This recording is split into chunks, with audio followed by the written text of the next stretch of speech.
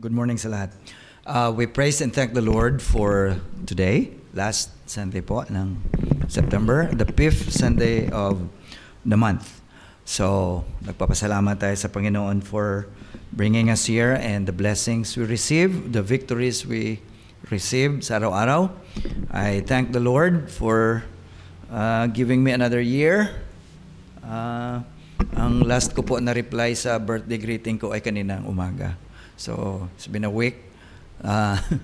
Nag-greet. So, gusto ko isa-isahin lahat to reply.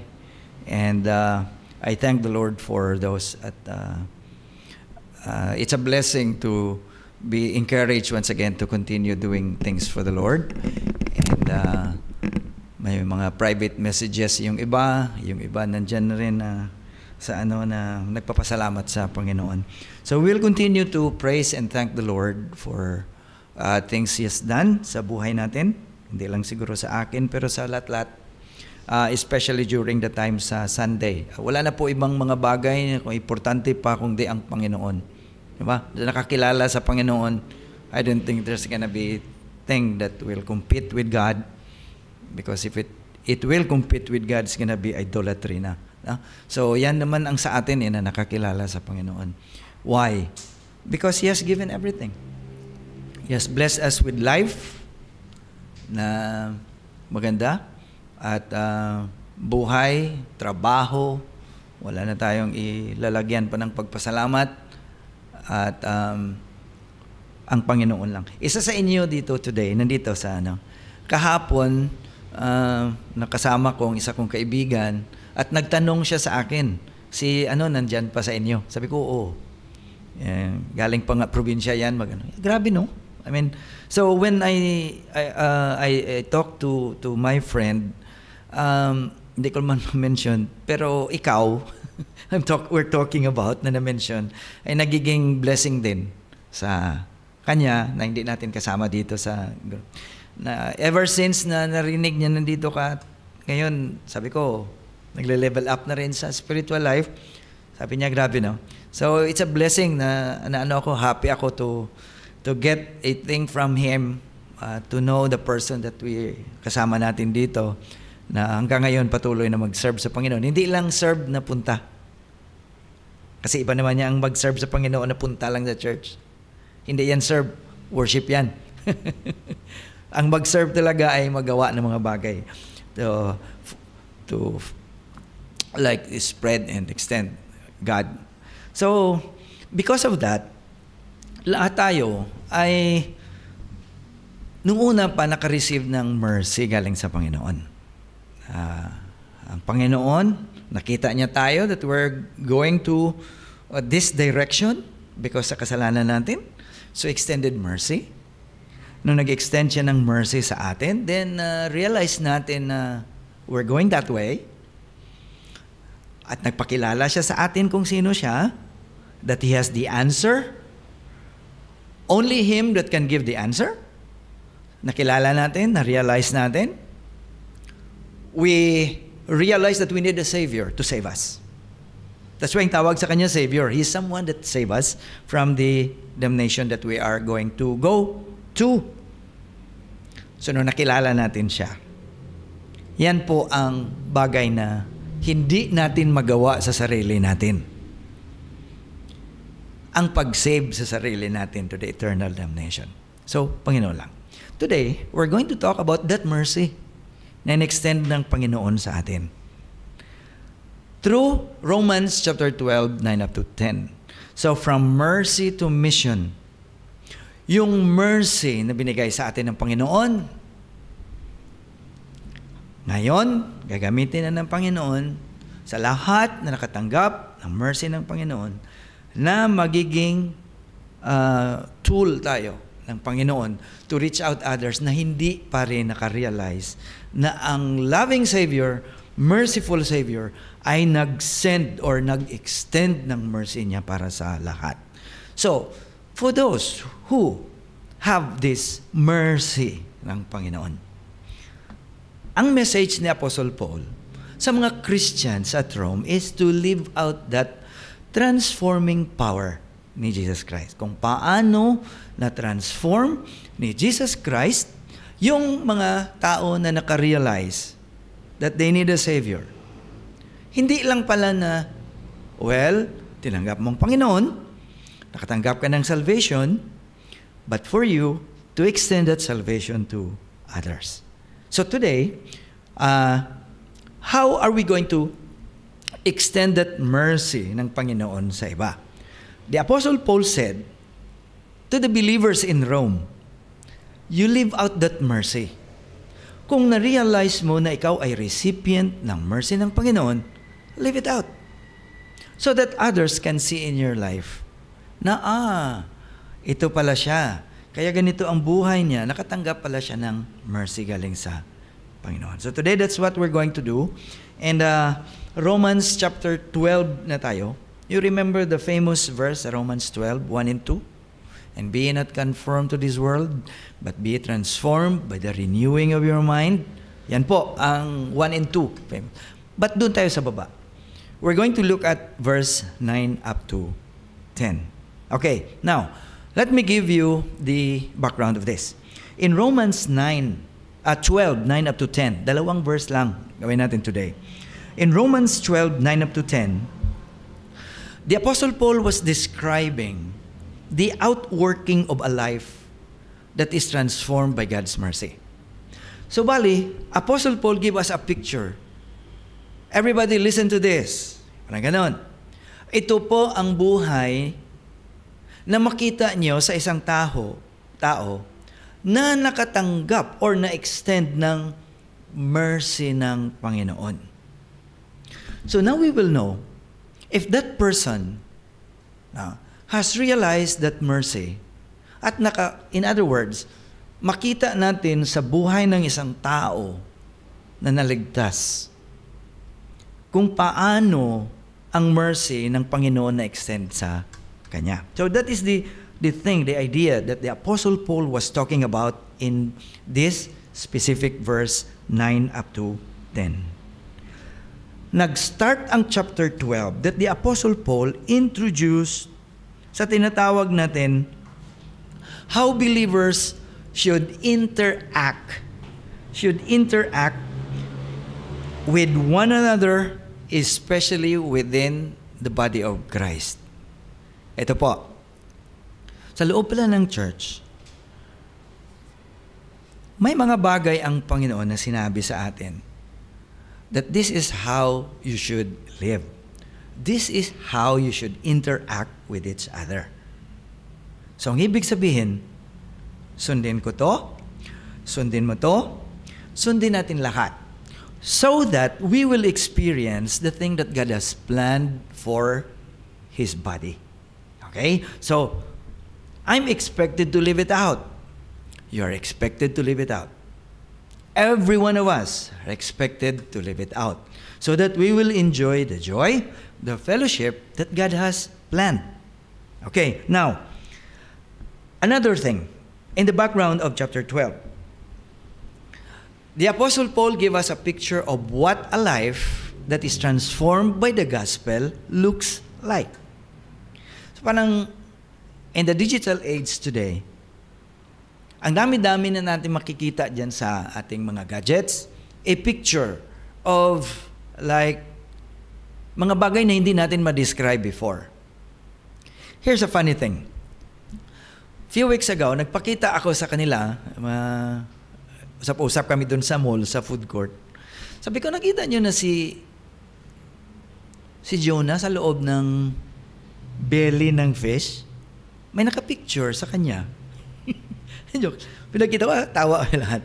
Tapos nakita nyo na hindi lang pinakita, like, sabi ko, I want to be in this group. Yung mga disciples na nagpipicture sila, well, you can imagine things, siyempre, during the time, wala pa namang lahat-lahat ng mga ganun. But you can imagine with the digital age today, pwede ma-edit na nag-uusap sila dyan, kausap ni Jesus yung Samaritan woman, and all those things that will give us that a picture. Now today, the Apostle Paul is giving us a picture. Ladies and gentlemen, believers in Rome, This is what a life that is transformed by the gospel looks like. So, in other words, ito po ay pattern sa atin. Okay? This is a pattern that we should follow so that we can live out the things that God wants us to live, like ipakita natin kung ano ang buhay na na-transform ng Panginoon. Okay?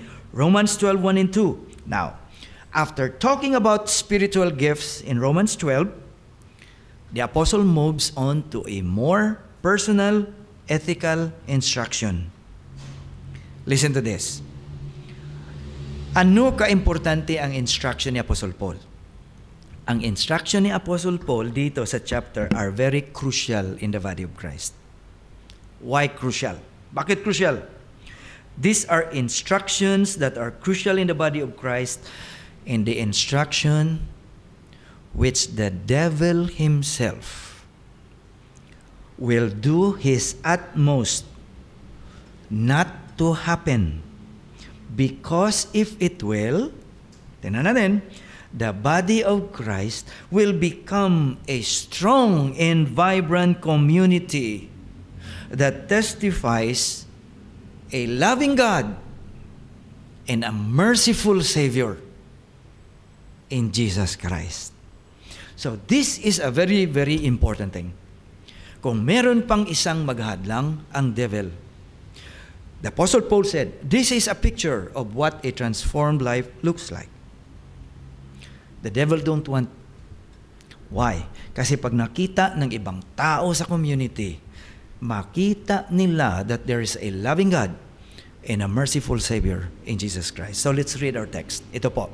Sabi ni Apostle Paul sa kanila, love must be sincere. Detest what is evil. Cling to what is good. Be devoted to one another in brotherly love. Outdo yourselves. Outdo yourselves in honoring one another. May God bless the reading of His Word. Mag-pray muna tayo. Our gracious Heavenly Father, Lord, we commit to you your Word. We ask you first to forgive us of all our sins we have committed in thought, in word, or in deed. And we ask the Holy Spirit to work out in each and every one, whether face-to-face or online, using your word to answer those questions that we have in our lives. Rebuke us, Lord, if there's something that needs to be changed, and encourage us, Lord, to do things that will glorify your name. And may your name be lifted up. In Jesus' name, amen. So, that is our text. Now, this passage was given to those who belong to the body of Christ. Ang sinasabi ni Apostle Paul sa kanila is this: Christian life is marked by genuine love, service, ano pa? And community care, grounded in the love of Christ. When I was looking at this, the truth, I tried to think about the body of Christ that we have here today. For you, sa isa sa inyo, maybe bago sa inyo or matagal na, ano bang nagawa ng body of Christ sa inyo? Tumulong ba ang ibang mga tao sa inyo? Nakipag-assist ba sila sa inyo? Did they show loving care sa inyo when you came here? Na-fail ba tayo sa pagbigay ng tulong? Na-fail ba tayo magbigay ng care? Na-fail ba tayo to give a loving rebuke to what is not proper and godly sa Panginoon? Those are the things that came into my mind. Nang nangailangan ang pamilya mo, tinulungan ka ba ng body of Christ? Nung nangailangan ka ng mga bagay na ito, nasagot ba? Kasi today, if we're not careful, maraming mga bagay na pumapasok na kung minsan, may pressure, makalimutan mong mga bagay na yan. Makalimutan mo ang mga bagay na yan. And today, digital age is always pushing us to look only on ourselves, to focus only on ourselves. wala na, makalimutan mo na ang mga bagay na yan. So, kung tingnan natin in a way na matulungan tayo ng Holy Spirit, then it is also a thing na magtanong tayo before we look at the picture of how this Christian life should be lived out. Magtanong tayo sa sarili natin, nagawa ba natin ito? Okay? So that we will know and combat those na mga bagay na makisarili. Makombat natin na ang ginagawa natin ay tama na sa salita ng Panginoon, then we will continue to do that in spite of what others are saying or what people will do na ganun. We will continue doing what is pleasing to God. Tama? So, now, since this is the thing that the Apostle Paul is talking about, this is the picture. Now, we're going to look at the picture. We're going to learn and try to look at ourselves with the help of the Holy Spirit kung paano natin ito. Kung meron man mga bagay na makita tayo, then we ask forgiveness. We ask the Holy Spirit to help us to correct the things, or correct the way that we are treading upon. Okay? Now, believers are called out to live out their faith in tangible, loving ways that benefit both ikaw at yung mga tao sa community. Dalawa pala ang target. If you live out your faith, who benefits the most? You. And then, the community. If you live out your faith, who benefits? Pag sinabi natin community, it involves your family, your relatives, yung mga friend mo, di ba? Yung mga tao na makita ka, happy sa'yo, hindi pagkakita ka, nagapalagyo. That is the thing that God wants us to live out our faith so that we can be a blessing to others, whether they are believer or unbeliever. Yan po. Okay? Now, what are some tangible and practical ways Christians are called to live out? Ito po ang tanong natin. Ano ang mga tangible and practical ways that we believers are called out to live? Allow me to use, siguro for so many times, hindi natin nagawa ito, but allow me to look at persons in the Bible and use their lives as a picture. Nasabi natin last time, ang love, mahirap i-define. Hindi mo makita yan eh. Ang faith, mahirap i-define. Because those are the things that cannot be seen. Faith, love, hope, you cannot see those unless it's going to be lived out by someone. So makikita mo ang faith sa buhay niya, makikita mo ang hope sa buhay niya. So we're going to use people who personified hope, faith, love, and things na mention natin dito today. Okay? So now we're going to take a look and continue sa ating text today. The question, what are some tangible and practical ways we believers are called out to live out? The first one is, sabi dito sa text natin, love must be sincere. You know, when talking about love, sa social media ngayon, ang dami-daming seryoso na magsabi na ganito. I don't know how to say this. Siguro, aware din tayo lahat, no? Ang daming mga memes, ang daming mga statement, ang daming mga bagay na nagsasabi na this is love, or nung una pinapadalhan ka pa ng flowers na talagang binili sa flower shop. Ngayon ay picture ng flower. No? Tapos kung sino ang makatanggap ng picture ng flower, ay, grabe gid ang feeling niya na talagang naging siya. Love must be sincere. The Apostle Paul said, in the body of Christ, where you belong, see to it that love must be sincere. Ano bang ibig sabihin ng sincere love? At before tayo magtingin sa sinabi dito na sincere, ang word na sincere, ang sabi ni Apostle Paul, believers are to love one another with sincerity. Not just in words, but in action. Nung una, during the time na wala pang digital, hindi pa digital age. Di ba nung una, manligaw ka, talagang punta ka sa bahay, no? Kausapin mo ang parent, papa, ang mama, ang yaya, kung may yaya pa siya, yung ano mo, nililigawan mo, may bata-bata. No?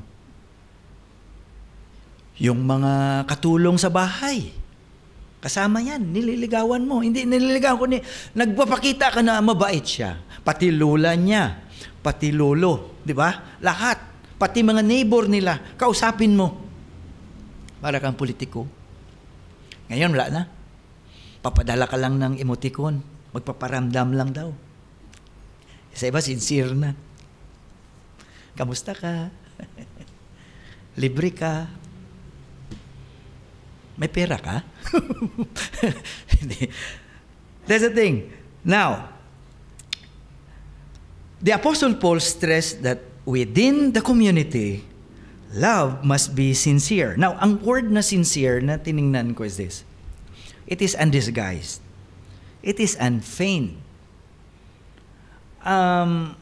Kung magpakita ka ng love in a simple way, hindi mo i-disguise na kung ano, kung hindi sincere. What is on the outside is also true what is in the inside.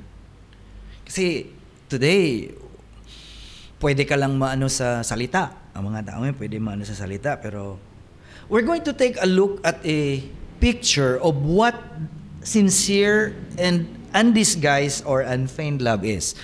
Take for example, Jonathan and David. Si Jonathan nagpakita ng tinatawag natin na unfeigned love in 1 Samuel 18, 1-4. Okay? Example yan.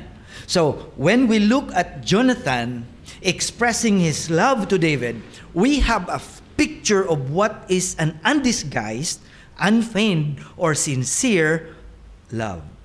So we're going to take a look kung ano ang meron sa tinatawag natin na sincere or unfeigned love. Now, si Jonathan, anak ni King Saul, the rightful heir to the throne. Pero alam ni Jonathan that David is the next rightful king na galing sa Panginoon. So there's a threat to Jonathan's position, si David. But it happened na si David ang best friend niya. Si David ang best friend niya. Well, take a look at this. Kung ikaw ang rightful heir to the throne, kasi ako ang anak ng hari, and then there's my best friend na alam mo siya ang next na ilagay ng Diyos, well, this is difficult. This is a test na, ang lahat ng mga privilege of a king, lahat ng mga bagay, hindi mapunta sa akin? But you know, Jonathan, wala. He even gave his robe, royal robe, and his sword sa kay David. The first thing we can see in an unfeigned and sincere love is sacrificial love. You will know a person if that person really love you kung meron siyang sacrificial love. Hindi lang sa salita.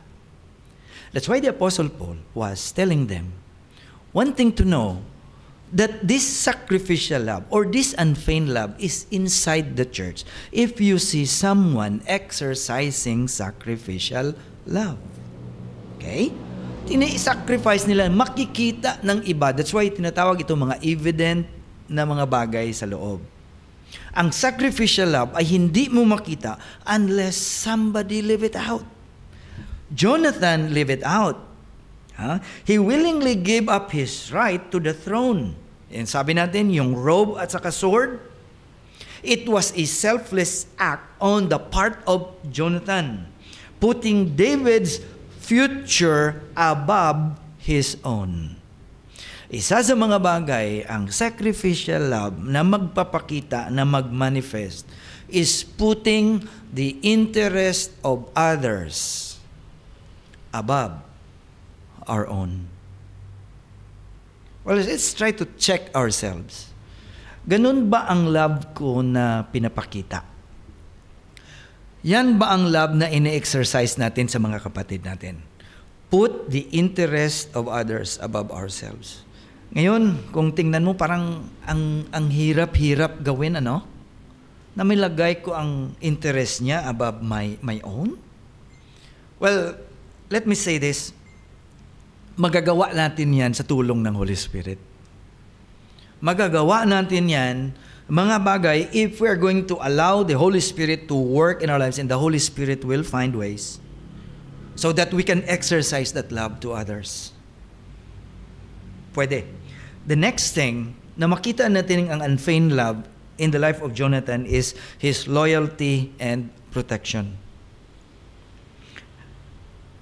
When we look at the jealousy of his father Saul to David, alam niyo, kung meron pang champion na javelin thrower, javelin thrower sa Bible, it is King Saul. Siya ang champion. But look at this champion, the best javelin thrower there is in the Bible.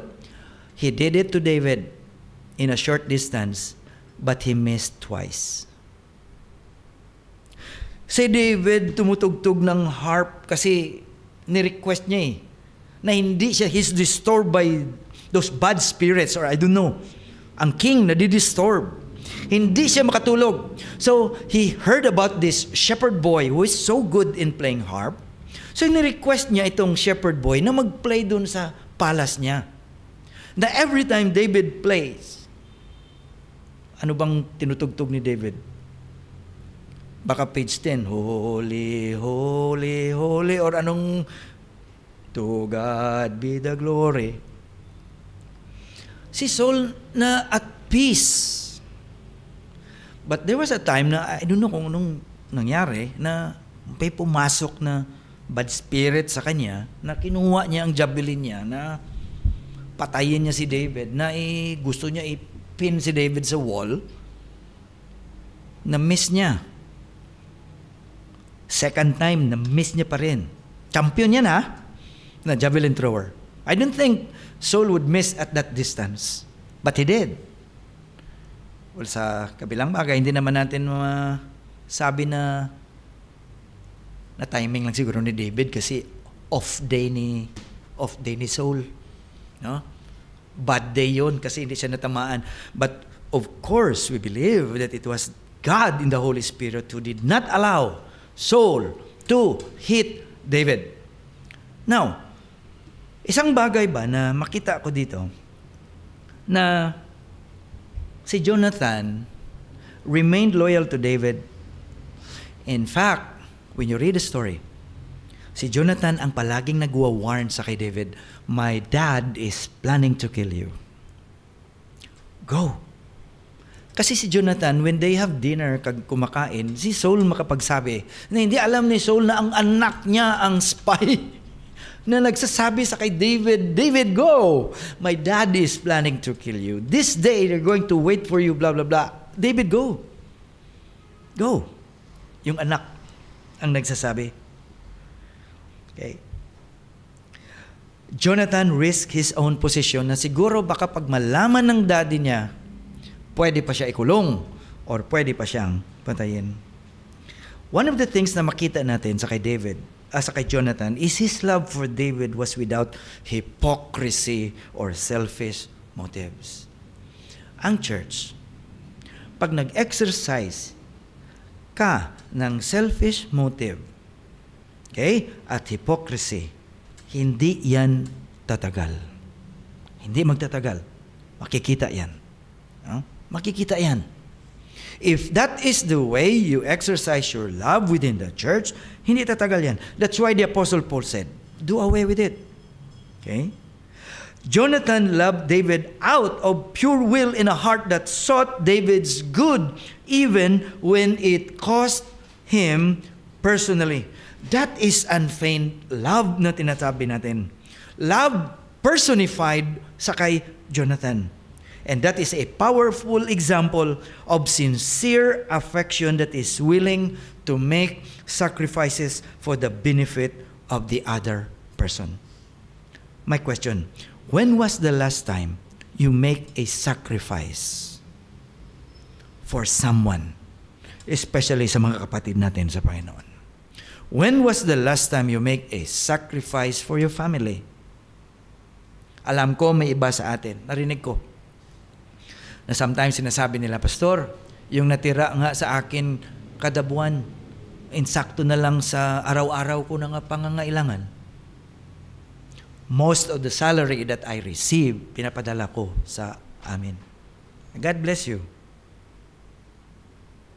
Mga sacrifice ba na willing ka, may gusto ka man sana mga bagay na bilhin, may mga bagay sana na gusto mo man personally, but for this month, willing ako mag-set aside. Hindi naman ako nagmamadali. Bigay ko muna. Now, here's the thing na makita natin for this sincere love, a lesson. A transformed life is known for its selfless acts, giving up rights for the glory of Christ and advancement of His kingdom.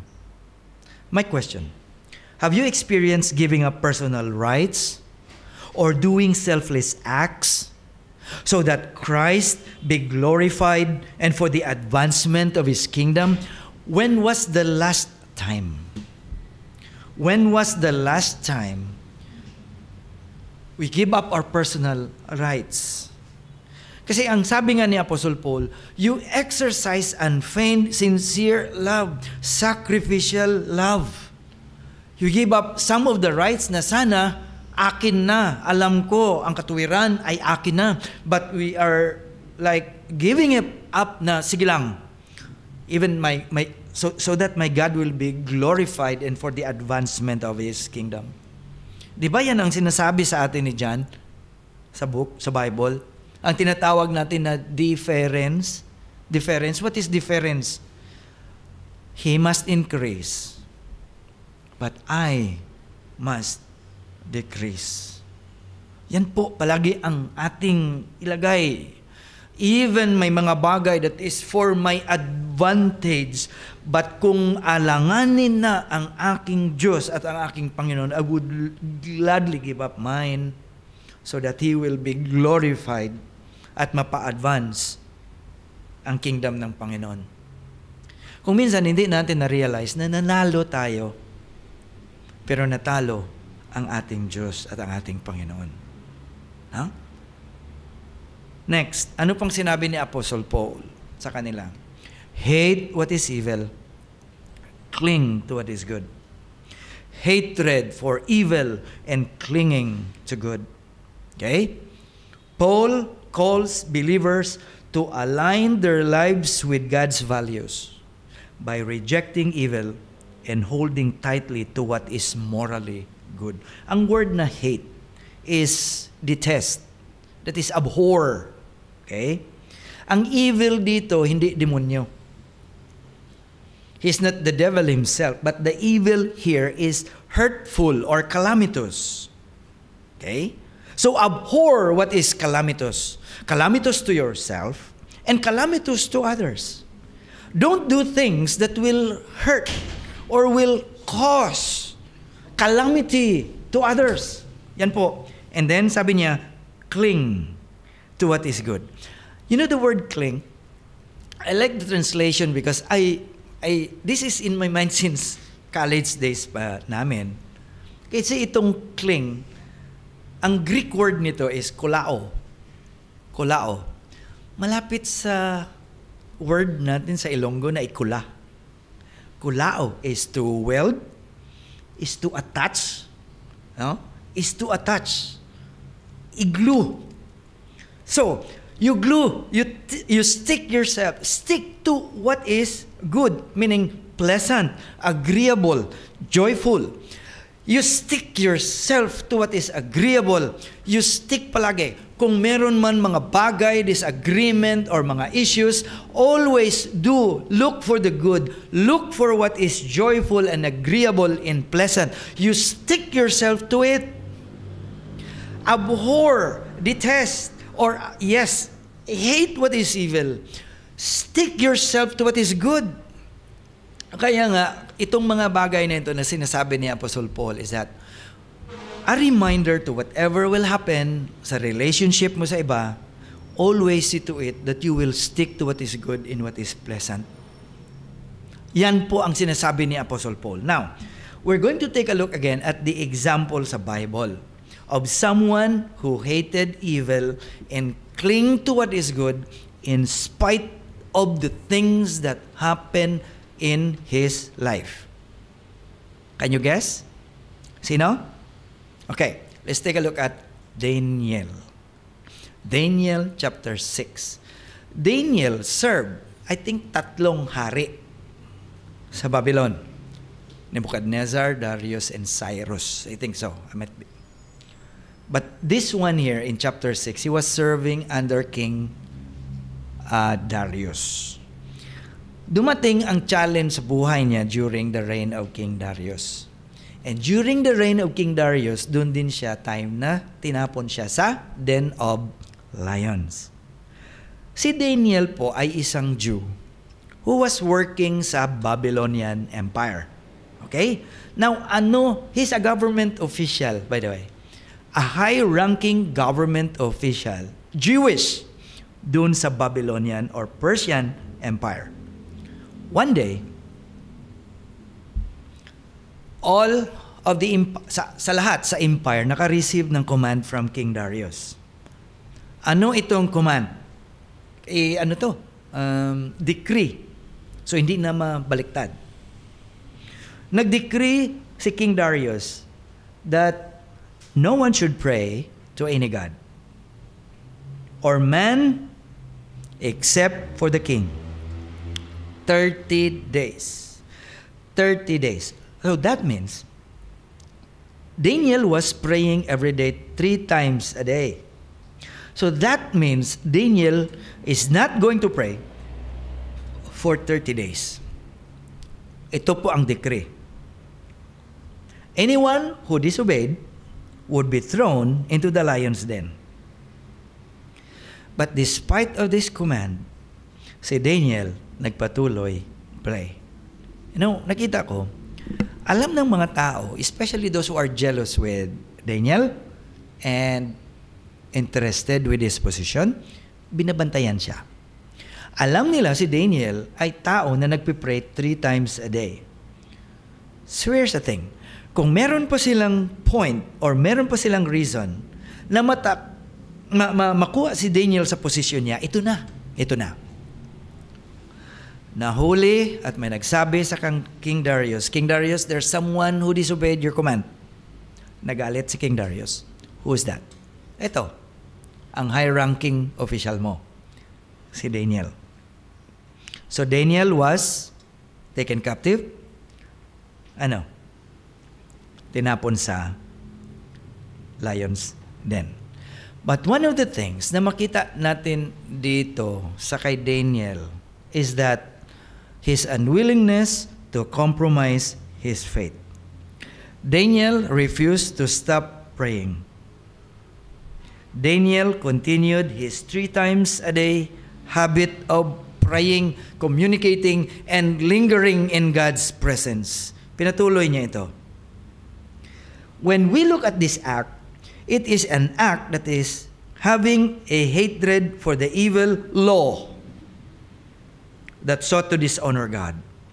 Nakita ni Daniel na itong law, i-discredit ang Panginoon. And this is a law that dishonors God. At matarget ang commitment niya sa Panginoon to cling to what is good, especially his faithful devotion to God. Alam niyo anong nangyari dito? Nung tinapon na si Daniel, wala na magawa si Darius. It was his law. Nung tinapon na si Daniel sa lion's den, ngayon, ang hari ay hindi na makatulog. He was so disturbed. Alam ko mahal niya si Daniel Kasi si Daniel, isang tao niya na maasahan. Maasahan niya si Daniel. Mahal niya si Daniel. So, hindi siya nakatulog. He was so disturbed. Nang sabi ng Bible, early the next morning, he went to the den. You know, ang story na makita natin is Daniel 6:19 up to 23. I'm going to read to you the passage, no? Para maano natin. At the first light of the dawn, verse 19, the king got up and hurried to the den of lions. When he reached the den, he cried out in a voice of anguish. Siguro, nag-iisip din. Siguro buto na lang si Daniel. Baka skull na lang ang natira. Or ano pang mga limbs. He was expecting things like that. He called out to Daniel. Sabi niya, "Oh, Daniel, umiba ang..." Dito pa lang, nakita ko umiba ang tono ni King Darius. Sabi niya, "Oh, Daniel, servant of the living God." Oh, servant of the living God. Has your God, whom you serve continually, been able to deliver you from the lions?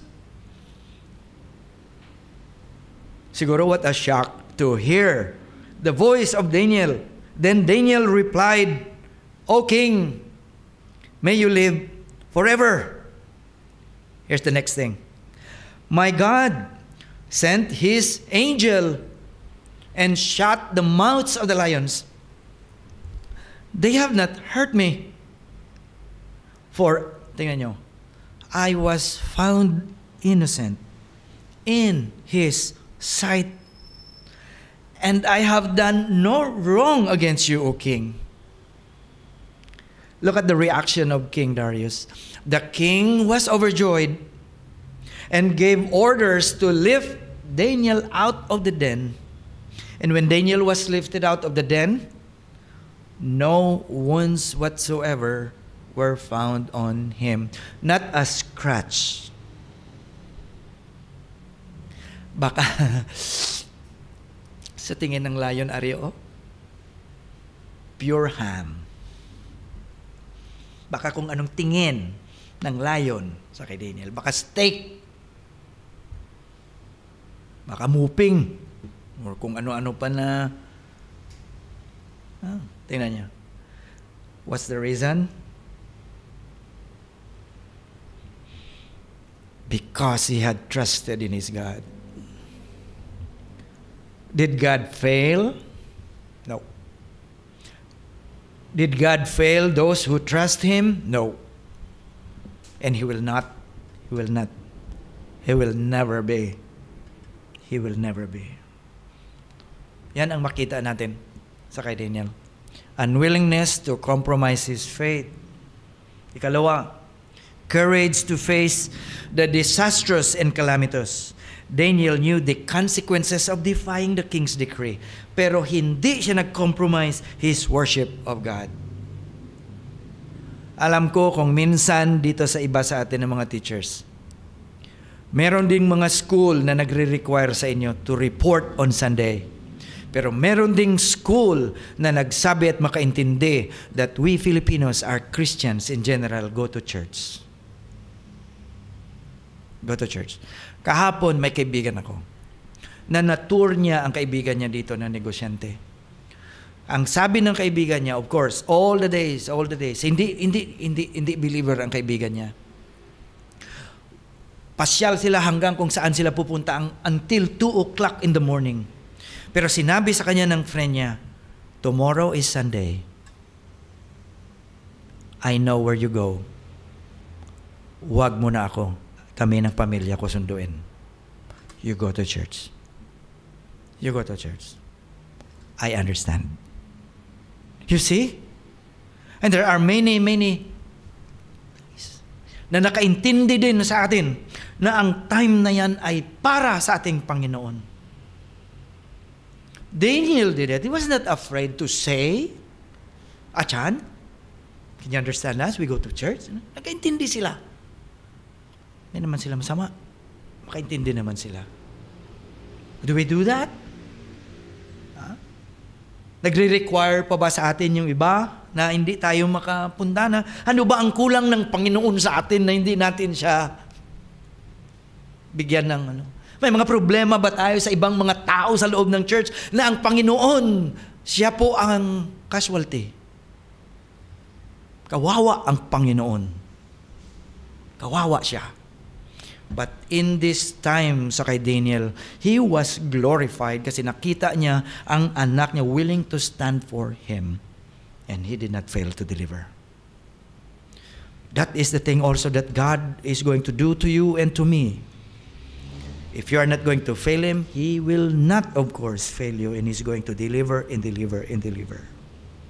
Ikatatlo, trusting in God's goodness. After Daniel was arrested and thrown into the lions' den for his faithfulness, God protected him. Alam ko, kung faithful tayo sa Panginoon, hindi ka pababayaan ng Panginoon. Hindi kanya i-disappoint. Take note of that. He didn't allow fear or pressure to compromise his values. And his faithfulness to God was rewarded with protection and deliverance from the lions. Daniel's unwavering faith in God's goodness kept him from compromising or giving in to fear. He clung to righteousness, trusting God to deliver him. Kung minsan may mga Darius din na darating sa buhay natin. May mga loss din na darating sa buhay natin. And sometimes may mga lions din na darating sa buhay natin. It's only to test us of our sincere love. Clinging to righteousness kung magpapatuloy tayo. Sabi ni Apostle Paul, this is a picture of a believer who is living out a life that is transformed by God. Unwillingness to compromise faith. And courage to face the disastrous and calamitous. And even trusting in God's goodness in spite of what is happening around. Ito po ang lesson sa number 2 natin. A transformed life is known for its unwavering faith in God, honoring Him above all else, and trusting God to deliver. Ano bang pinapadala sa atin ng Panginoon along the pathway sa buhay natin? Ano bang mga test? Ano bang mga bagay na ini-introduce ng Panginoon sa atin to test us of our faith, to test us of our deep and sincere love for Him? Sana kung darating din itong mga bagay na ito, let's cling to God. Let's always look to God. Palapit ka sa Diyos, huwag ka magpalagyo. Look at what happened to Daniel.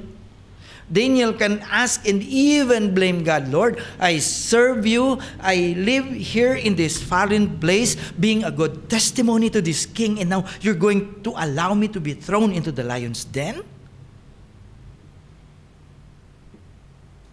Hindi. Si Daniel, okay. Kung ganon, then I will still continue to trust in the goodness of my God. Ikatatlo, ang sabi ni Paul, be devoted to one another in love. Honor one another above yourselves. It talks about devotion and honor in relationship. Yan. Merong devotion at saka honor sa relationship na nangyayari sa loob. Okay? Be devoted to one another in love and honor one another above yourself. Brothers and sisters in the Lord, the church is a family. Ano bang picture niyo sa family niyo? Di ba kung minsan may mga correction? Tatay, nanay, magkukorek sa bata. Normal naman yan. Kung minsan, hindi lang nga correction eh. Sa amin nung una, ang correction namin niya may leather belt. Yung pagkatapos parang nakuryente ka sa likod na the next day may ano pa, may ang tawag ngayon ay parental abuse. Yan si Lanis. Yung mga ano dito na Benjo siguro tikim yan ng sanga ng bayabas. Yun ang mga pinaka-the best na unforgettable feeling na yung iba asin, luhod sa asin. Munggo, parental abuse yan ngayon. Yung pinapasok sa kabinet, pinapasok sa sako, parental abuse ang tawag dyan ngayon.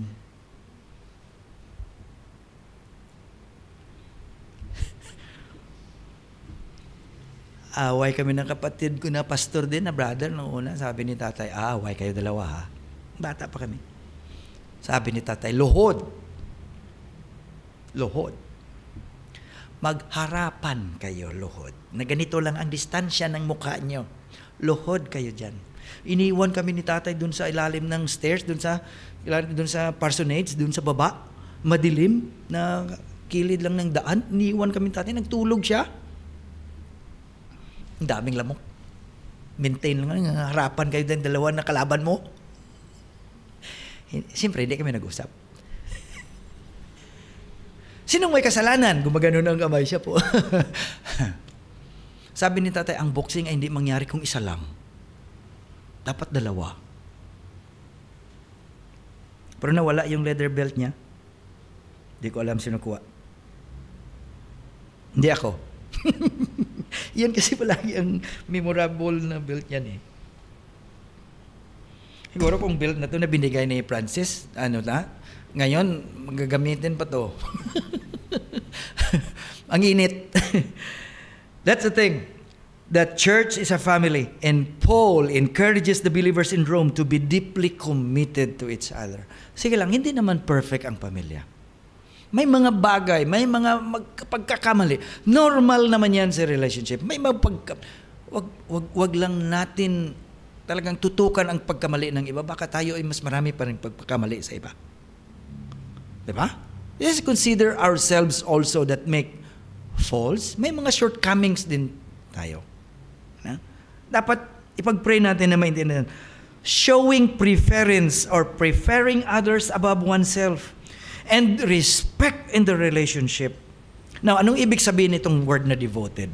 Itong devoted is loving affection. Prone to love. No?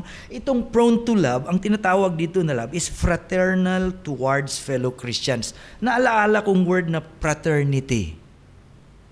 Naalaala nyo, ewan ko sino sa atin dito ang member sa fraternity. Alam mo ang fraternity, kung sa buong Pilipinas, may mga brad ka, may mga sis ka sa position sa government, even though hindi ka kilala, pero na-belong kayo sa isang fraternity, no? Tinutulungan. Gumagawa ng mga bagay para sa brad, para sa sis. When I think of it, bakit hindi natin magawa sa loob ng church? Bakit hindi ginagawa? Okay? It's like sabihin natin, oy, fraternity, brad mo yan o sis. Di ba tawag sa atin sa loob ng church, brad or sis? Brother or sister? I think the love here that the Apostle Paul was talking about is deeper than the fraternal love. The love that we have sa fraternity. I'm not saying na sama fraternity ha. Hindi. Yan ang makikita natin sa kanila. Nagtutulong-tulungan sila. Kung minsan sila nga naggumagawa ng mga community services, community activities. Ganun din ang sa loob. Ang sinasabi ni Apostle Paul. Okay? Ano po ang honor? Esteem of the highest degree. So in verse 10, Paul commanded the believers to show deep and familial devotion to one another, much like the love between close family members. Itong praise na honor yourselves above, or honor one another above yourselves, should be the mark of Christian relationship. Hindi po i-insist palagi ang sarili. Hindi po yan ang definition ni Apostle Paul. His definition is that honor one another above yourselves. That should be the trademark. That should be the thing that other people outside will see. That should be the thing that other believers from other groups or other churches would see in this community of faith. Now, hingi naman tayo sa Bible ng example kung sino ba ang nag-personify sa tinatawag natin na devotion and honor and relationship. Can you guess? Ito naman, Ruth and Naomi. Ruth 1:16 to 17. Si Naomi, Israelite woman. Napatay ang husband niya at ang dalawa niyang lalaking anak. Itong dalawang anak niya na lalaki, mayroong asawa pero mga Moabite, hindi mga Jewish. Okay. So, si Orpah ang isa at isa si Ruth. So, si Ruth ay hindi Jewish. Moabite siya. So, si Naomi, patay ang husband. May 2 lalaking anak, patay. Ang naiwan sa kanya, mga daughter-in-law niya, 2, mga Moabite. Wala na ang line, ubos na ang linya ni Naomi. Hindi na siya makapagkaroon ng descendant. One day, sabi niya sa 2 daughter-in-law niya, balik na lang kayo sa lugar niyo. Matanda na ako. Kung manganak man ako, pagdating ng mga sultiro ng mga anak ko, kayo ay matanda na. Uwi na lang kayo sa bahay nyo, sa lugar nyo, at maghanap na lang kayo ng husband nyo, as per culture. Si Orpa, nagsabi, okay, sige ma, I will go. But itong si Ruth, iba to. Okay? When Naomi urged them to go to their country, or maybe stay here in Moab, uuwi ako sa Israel. Si Orpa has left, but Ruth refused. Dito nakita natin si Ruth na ang kanyang devotion sa kay Naomi extended beyond, even patay na ang kanyang husband. May reason siya, pwede siyang umuwi, just like Orpa. But Ruth did not. She stayed. Ang una makita natin dito sa kay Ruth, she personified this devotion. Selfless devotion sa kay mother-in-law niya. Nagpakita siya ng commitment. And that commitment was famously expressed in this passage, Ruth 1:16-17. Ang sabi ni Ruth kay Naomi, mother-in-law niya, don't urge me to leave you or to turn back from you. Tingnan niyo ang sabi ni Ruth. Wherever you go, I will go. And where you stay, I will stay. Your people will be my people. And your God, my God. Where you die, I will die. And there, I will be buried. Minsan ka lang ngayon makakita ng mga daughter-in-law at saka son-in-law na committed sa kanilang father and mother-in-law. Nagkaroon ng quiz ang Cebu Pacific before na mananalo ka ng stuffed toy or mug. Ang unang tanong kung sino diyan may driver's license. May nanalo. Ang ikalawang tanong na wala may nakapanalo, sino ba sa inyo diyan may picture ng mother-in-law nyo? Walang may nanalo. May picture kayo diyan ng mother-in-law nyo? Yung mga married? Meron sa Facebook. Naka-heart kayo? Baka sa mother-in-law natin or father-in-law, tayo po ang prodigal son or prodigal daughter. Mahal nyo rin ba? Ano bang meron sa kay Naomi na nakita ni Ruth? That Ruth was willing to go wherever, kung saan siya. Nakakilala, I will decide that your people will be my people too. Especially your God. He will be my God too. Where you die, gusto ko doon din ako mabury sa inyo. Well, di ba mayroong istorya niyan na napatay ang mother-in-law niya sa Israel. So nag-iisip ang pamilya kung dalhin ba ang body sa Amerika or doon na lang sa Israel ililibing.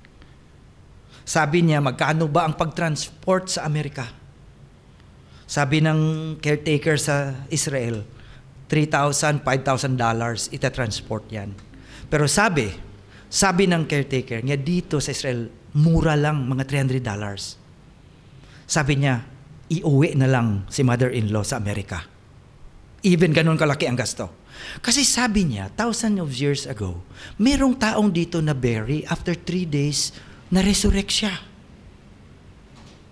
Ibig sabihin, baka kung bury ang mother-in-law ko dito, 3 days ma-resurrect. Doon na lang sa Amerika. Even mas mahal. Doon na lang siya. Ayaw namin dito. You see the point? Doon na lang para hindi siya ma-resurrect. Ruth chose to stay with Naomi, who was older and no prospects. Hindi naman nagsabi ang Bible na malaki ang insurance ni Naomi. Hindi naman sabi na meron siyang IMG or St. Peter na, Ma, ako na ang beneficiary. Hindi, wala. It was pure love and devotion to Naomi. Ruth's love for Naomi was sacrificial and devoted, putting Naomi's well-being above her own. Ito po ang sinasabi ni Apostle Paul. Na kung mag-honor tayo sa iba, magkilala tayo sa iba, that they are above yung kanilang well-being, dapat taas sa atin. Ikalawa, nakita natin, He's honoring Naomi's needs above her own. Yun ang isang bagay na nakita natin sa kay Ruth. Ruth immediately took it upon himself to provide for both of them by gleaning in the fields. Kita mo, matanda na si Naomi, but Ruth was willing to work for Naomi, to survive. Well, Ruth was willing to do it to care for Naomi even. You know, ang makita natin sa kay Ruth, pinagbigyan niya ng importance ang needs ni Naomi over her own. Now, the rest is history. Na si Ruth, isang Moabite, ay tao na inalaw ng Panginoon na galing sa kanyang linya lalabas si David. Na si David din kung saan lumabas ang linya ni Jesus Christ. Naomi might not have a lot of money or wealth received from Naomi, but when we look at what God did later on sa langit, si Naomi ay isang tao na nandun din, na hindi siya Jewish. And yet, sobra pa sa Jewish ang ginawa ni Naomi. At nakilala siya. Inalaw siya ng Panginoon na siyang maging linya where the Lord Jesus Christ came from. Paul's command in Romans chapter 12 verse 10 was personified by Naomi. So we have 3, Jonathan, Daniel, and Ruth. All of them personified what the Apostle Paul said in Romans chapter 12, 9 up to 10. Here's the thing. A transformed life is known for its mutual respect to others and a Christ-like attitude of self-sacrifice. If we're going to look at the Christ-like attitude of self-sacrifice, you look at Naomi. Or you look at Ruth.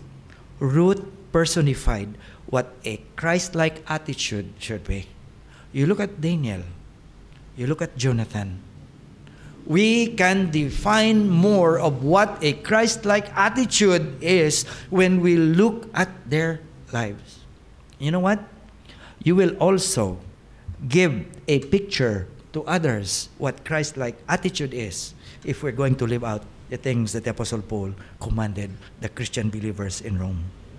Now, my next question. What are the reasons that the Apostle Paul gave these commands? Ano ang rason ni Apostle Paul that he gave these commands to the believers in Rome? Ang rason is that to remind them to showcase the transformative power of God's mercy in their lives, and so that they will foster unity inside the church. Yan po ang rason kung bakit they are to reflect the character of Christ, who modeled sincere love, who modeled hatred of evil and humility. In fact, hindi lang si Apostle Paul ang nagsabi niyan. Si John, the Apostle John, also said this to the believers. Sabi ni John, "Dear children, believers, let's not merely say that we love each other. Let us show truth by what? By our words? No. By our actions. our actions will show that we belong to the truth. So we will be confident when we stand before God. Believers, I would like to give you this thing again. Nabigay na natin to before. But another reminder, again, truth does not change lives. It is truth applied that changes lives. Marami man tayo nalalaman na truth galing sa salita ng Panginoon. Pero kung hindi natin i-live out, it will not change your life and the life of others. Another reminder, if we don't apply the truth in our lives, it will not bring transformation. And Christ's character will not reflect in our lives. So having known these commands, let's ask another question. What will happen if these commands are not obeyed? Anong mangyayari sa loob ng church kung itong command ay hindi sundin? Do you think Apostle Paul has something in his mind, knowing what will happen in these commands will not be obeyed? I do believe yes. Kasi mga bagay ito, na-discuss niya rin sa iba niyang letter. So what will happen? Now, the lack of attitudes like sincere love, hating evil, clinging to good, and honoring one another. If there's a lack of this attitude inside the church, there are things na mangyayari. But before that, these are the things which I observe that is happening in the church today. Because of the lack of these things, itong mga bagay na ito, hindi lang sa atin, kundi sa mga churches din nangyayari. When these principles are absent or diminished, the very fabric of the church community begins to fray, leading to division, leading to conflict, and even leading to the collapse of fellowship. So sana ikaw at ako, hindi tayo mag-join na sa akin dapat gawin ko to personally. Sa'yo dapat gawin mo rin. So that ma-avoid natin itong mga bagay na ito. First, absence of sincere love breeds hypocrisy and division. Yan po. People may outwardly appear kind and loving, but their actions and words are motivated by selfish ambition, motivated by competition, motivated even by judgment. Okay? This creates an atmosphere of distrust where members feel they cannot be open or vulnerable with each other. So, kung hindi i-apply ang sincere love, kung pakitang tao lang, hypocrisy thrives. Ikalawa, division takes root. Without authentic love, church members are likely to form cliques. Mag-click-click sila na lang. The end. Sila lang. No. Show favoritism. Yan po. Hindi na makita ang Diyos. Makikita ang tao na lang. Okay. Yun po. And alienate others, leading to fragmentation within the body of Christ. Ito ang mag-result ng karoon ng faction sa loob ng church. Causing internal conflict, Satan is winning, the campaign of the Lord Jesus Christ ay hindi na matuloy. Others are being left out. Hindi na maka-exercise ng love. Pabayaan na lang kasi ang nakita ang sarili. Ang kanilang click, wala na iba. So stagnate. Without sincere love, churches lose the warmth and familial bond that Christ intended for His body. Ang encouragement at reminder ko, do not be someone who does not apply sincere love. Sana hindi makita sa iyo na ikaw isa sa mga nag-exercise, hindi nag-exercise sa tinatawag natin na sincere love. Kasi if you do it, you'll be one of the causes, you will be one of the reasons that hypocrisy will thrive, and you will be one of the reasons that division will take root in the body of Christ. Isa sa mga bagay na masabi ko, kapag isa po tayo ang mayroong cause nito, tututukan ka ng Diyos. Totoo yan. He's going to take a look at you personally. Yan lang. Ikalawa, ano pa? Kung hindi natin matupad, failure to hate evil and cling to good results in moral compromise. When church fail to hate evil and cling to what is good, moral compromise becomes inevitable. The first thing there is tolerance of sin. When churches lose their sensitivity to evil, they began to tolerate sinful behaviors within the community. Masakit man sa atin tanggapin, pero kung makapag-receive tayo ng reminder para ma-correct ang ating pathway, sana matanggap natin with humbleness and teachable spirit. Kasi ang iba hindi lang nagsasabi ng ganun, kundi na ma-restore in a loving way. Hindi natin ito tolerate ang mga bagay na yan na makita sa loob. No? Kung makita natin na nagkulang tayo, ang mga shortcomings tayo, accept it with a humble heart and teachable spirit. Yan din minsan ang isang bagay na makita natin kung meron na tayong maturity sa spiritual life natin. Makapagtanggap na tayo ng correction, makapagtanggap na tayo ng mga reminders that comes from our heart na okay, nagkasala din ako, nagkulang din ako. Yan ang gusto ng Diyos. Yan ang gusto ng Diyos natin na makita sa atin na willing man tayo. Yan, you know what? Kung minsan, mga bagay-bagay sa loob ng church, hindi lang minsan na makita ang maturity natin by how we look at the fault of others na ma-detect natin. One of the signs of maturity din sa atin na makita sa sarili natin, now to accept shortcomings natin. Let us train ourselves. Let us train ourselves. Kasi darating ang Panginoon, darating ang time na sa harap ng Panginoon, makapagsabi tayo na, Lord, nagkamali ako. Nagkamali ako. Ay, pagkukulang din ako, Lord. Yung minsan, isang bagay na kulang sa atin eh. No? Kulang sa atin ng mga anak ng Panginoon. Sorry lang, Lord. Nagkamali ako. Please forgive me. I don't think our God is. 1 John 1:9, if we confess our sins, He is faithful and just to forgive us of our sins. Nakaranas na ba tayo ng rebuke? Nung una, college days namin sa Bible school, grabe ang rebuke. Doon kayo matuto talaga, tanggap. May mga times na nakita mong sarili mo na alam mo na nagkamali ka, tapos na-correctionan ka, kasi justify mo pa yung sarili mo. Gumagamit ka pa ng verse. Gumagamit ka pa ng kung anong rason, just to justify yourself. Hindi ako nagkamali. Tama ako. Yan, ganun ba, no? Hindi. Accept. Accept. Okay. Compromise with the world is the next one. Without clinging to what is good, the church can begin to conform to worldly values rather than biblical standards. Para sa atin, may mga times, ititrest sa atin ang biblical standards kung tatayo tayo dyan.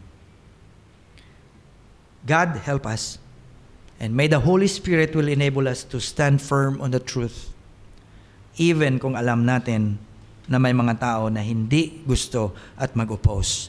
Just stand with the truth. Stand with the truth. Kaya ang Panginoon, hindi siya magdi-disappoint.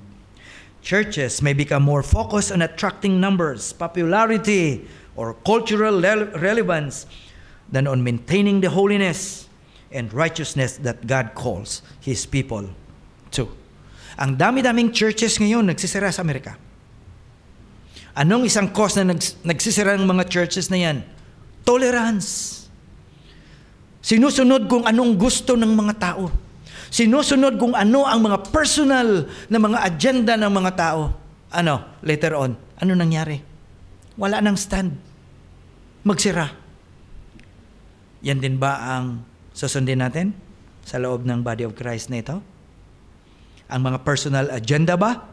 Or ang agenda ng ating Diyos? Personally, minsan, meron tayong personal agenda ang Panginoon na hindi din agreeable sa atin. But what can we do? What can we do? Yan ang agenda ng ating Diyos. Although ito sana ang gusto ko, ito ang nagustuhan ko, Lord eh. Pero kung makita natin na agenda yan ng omnipotent God natin, anong gagawin natin? And let's ask the Holy Spirit to help us, Lord. Enable us to follow yours and set aside ours.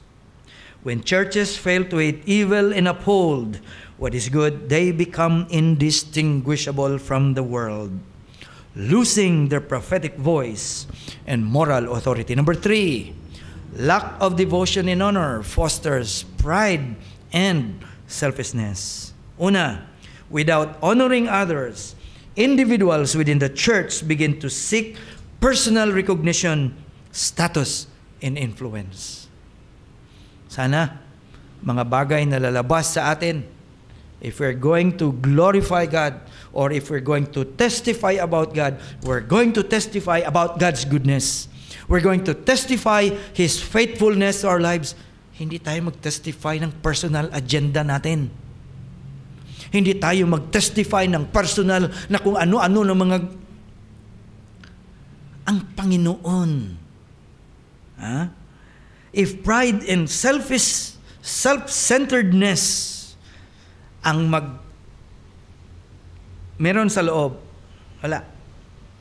It will create competition rather than cooperation, where church members, including leaders, may prioritize their own opinions, they prioritize their own ministries, or prioritize their own platforms over the well-being of the entire body.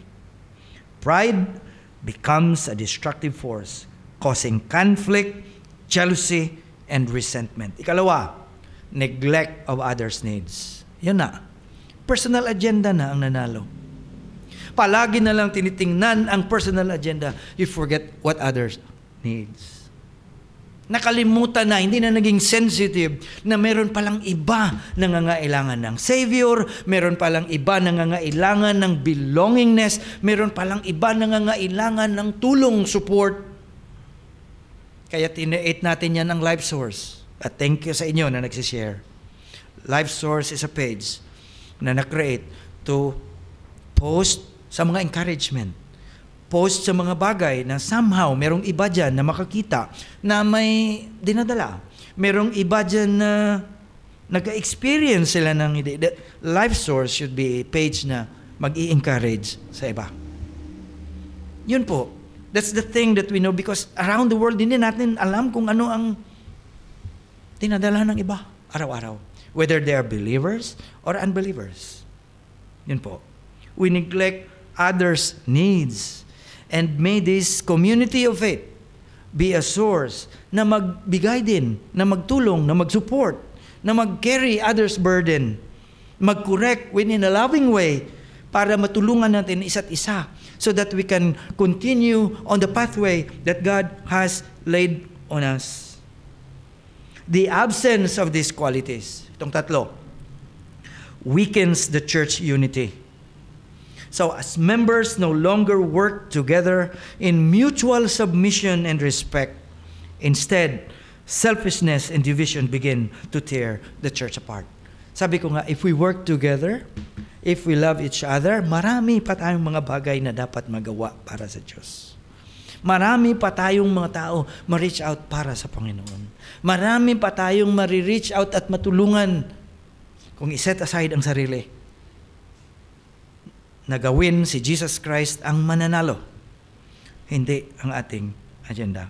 So, in application, how do we live out the life that is transformed by the gospel? How do we live out? Nakita natin ang picture through Jonathan, through Daniel, and through Ruth. How are we going to live this out in our life? Next, the first one, living as transformed believers. Live with authenticity. Set aside hypocrisy. As much as possible, when you say, when you do something for others, check your heart. Ano ba motive natin? Why are we doing this? Bakit ko to gagawin? Set aside hypocrisy. Live with authenticity that comes from a renewed heart. Ito po, na-renew na tayo ng Panginoon. God has shown us mercy. Transform na tayo ng Panginoon, then live it out. Being able to discern between right and wrong and live in a way that align with God's holiness. What else? Live in humility, placing others above self in a manner that reflects Christ's unity. Kalawa, fostering unity in the body of Christ. Ang genuine love natin is very, very necessary for the health and unity of the church. Kung meron mang iba na hindi kikinig sa salita ng Panginoon, just continue. Patuloy ka. Patuloy ka. We are going to answer personally sa harap ng Panginoon. Others will not answer for you. You will sa harap. I will. So kung anong man, patuloy ka. Okay? Patuloy ka. Patuloy ka. Next, reflecting the character of Christ. Ang tanong, sa ating workplace, sa ating family, sa church, are we reflecting the character of Christ? Since we are transformed by Jesus Christ and are being conformed to His image, then we are to follow His example. Anong example niya? Sincere love, devotion, and humility. Ikaapat, living as a witness to the world. The way believers live together and treat one another is meant to reflect the love of God to those outside the church. Kaya we don't tolerate those who create division sa loob ng church. We don't want them to continue doing that because they don't reflect the character of Christ for those people outside. They don't reflect the character of Christ for those who are new in the faith. They don't reflect the character of Christ within the body of Christ. I mean, it's so ironic ba? Not to reflect the character of Christ, but you belong in the body of Christ. Diba? If we belong to the body of Christ, then let's try our effort and ask the Holy Spirit's help so that we can live out the Christ-like attitude. Kasi, imposible naman na nabilong kay Christ, pero you're not living out the Christ-like attitude, the way you should. Diba? So, ito po ang mga bagay na nabigay ni Apostle Paul sa mga Christians sa Rome. And one thing that I can say, ay that sana ipag-pray natin na itong mga character, itong mga attitude na sinabi ni Apostle Paul sa kanila, pag-isipan natin, makorek natin ang sarili natin, let us accept wrongdoings or shortcomings natin or may mga bagay na mali na ginagawa natin, then let's accept and embrace this truth that the Apostle Paul told the believers in Rome. Ang Panginoon ay nagagalak if we're going to approach Him and ask forgiveness for all these things na, Lord, may mga bagay din na kulang at kasalanan na ginawa ko. Allow the Holy Spirit to help me and enable me to be reminded of His truth and live out this truth sa buhay ko. So lastly, as a body of Christ, let us maybe recommit to living with genuine love.